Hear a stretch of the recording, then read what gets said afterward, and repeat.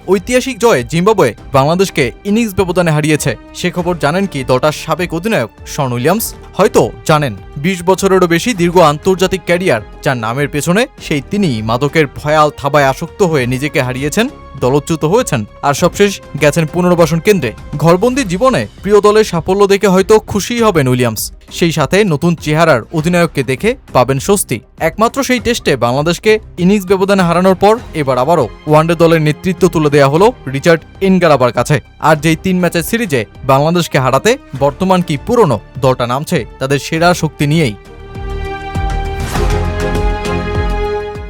একমাত্র সেই টেস্টে বাংলাদেশকে কাঁপিয়ে দেওয়ার কাজটা যিনি শুরু করেছিলেন তিনি ইনোসেন্ট কাইয়া। তার খেলা ১৪০ রানের ইনিংসের ম্যাচে বাংলাদেশ ইনিংস ব্যবধানে হেরে যায় ৮৫ রানে।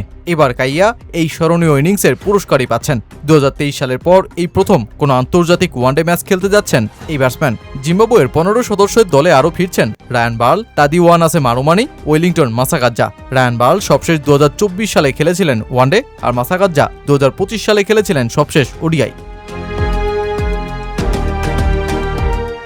মাদকাসক্তির চিকিৎসায় পুনর্বাসন কেন্দ্রে থাকা শন উইলিয়ামসকে এই সিরিজেও বিবেচনা করা হয়নি, বরং ঐতিহাসিক টেস্ট জয়ের নেতা রিচার্ড ইনগারাবার হাতেই তুলে দেওয়া হয়েছে অধিনায়কত্বের আর্মব্যান্ডটা, যিনি এই দায়িত্বেও ঘটাতে যাচ্ছেন অভিষেক।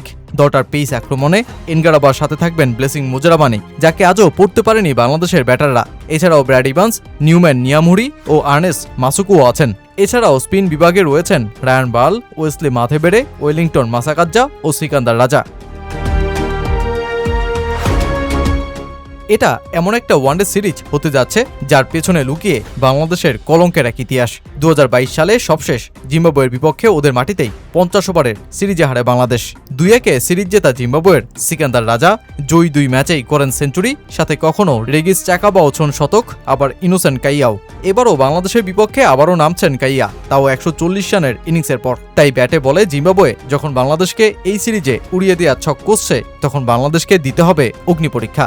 ২০২২ সালের লজ্জার সিরিজ হারের প্রতিশোধ নেওয়ার লক্ষ্যের সামনেই যে দাঁড়াতে হচ্ছে মেহেদী হাসান মিরাজদের।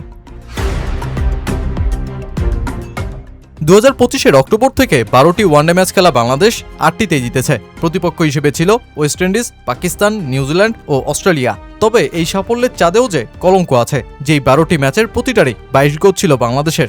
অথচ এর আগের সিরিজেই আবুধাবিতে আফগানিস্তানের বিপক্ষে হোয়াইট ওয়াশ হয় বাংলাদেশ। বিদেশি কন্ডিশনে বাংলাদেশের দুর্বলতার বিষয়টা এখন ওপেন সিক্রেট। আর তাই ঘরের মাঠের জিম্বাবুয়েকে হারানোটাই এখন সবচেয়ে বড় চ্যালেঞ্জ হয়ে দাঁড়িয়েছে বাংলাদেশের জন্য।